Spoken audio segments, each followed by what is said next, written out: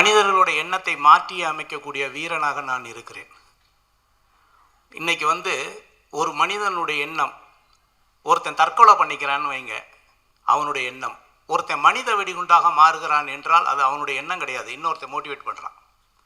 தன்னுடைய இடுப்பிலே தானே ஒரு குண்டை கட்டிட்டு அதை பட்டன் அமைக்கி ஒருத்தன் சாகுடான்னு சொல்லணும் ஒருத்தன் மோட்டிவேட் பண்ணுறான்னு வைங்களேன். இந்த ஆயுதத்தை விட வார்த்தை என்ற ஆயுதம் மிகப்பெரியது.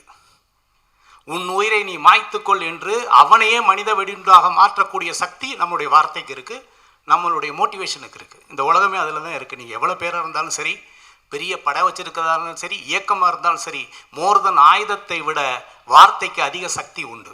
மோட்டிவேட் பண்ணுறாங்க. என் பின்னால் ஒரு கூட்டம் இருக்குது அப்படின்னு சொல்கிறாங்களே, எதை வச்சு சொல்கிறாங்க? அவங்களுடைய வார்த்தையை வச்சு தான், அவங்களுடைய பேச்சை வச்சு தான். என்னை பொறுத்தவரை இந்த ஆயுதத்தை விட உங்களுடைய பேச்சு மிகப்பெரிய ஒரு ஆயுதம். எண்ணத்தை மாற்றிவிடும், வாழ்க்கையை வளமாகவும் மாற்றிவிடும். இல்லை என்றால் தற்கொலை செய்யக்கூட அது தன்னை மாற்றிவிடக்கூடிய சக்தி வாய்ந்தது. வாளுக்கு அது கிடையாது, மனிதனுக்கு அது உண்டு. நீ நினைத்தால் ஒரு மனிதனை மாற்றி விடலாம், வெற்றியாளனாக. இல்லை, உயிரை மாய்த்துக்கொள் என்று 2 வழிகள் இருக்கிறது. அதனால் பேச்சுக்கு அதிக சக்தி உண்டு.